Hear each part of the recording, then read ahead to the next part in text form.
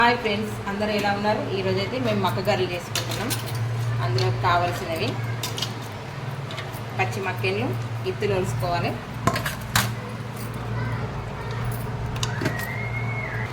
ఇందులో కళ్యమాకు, పచ్చిమిర్చి, కొంచెం ఉల్లిగడ్డ,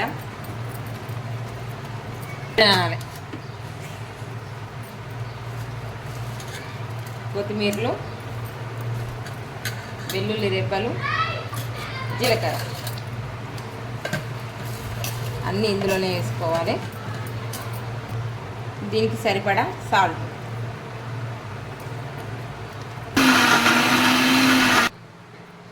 చేసుకున్న పిండిని బాగా కలుపుకోవాలి.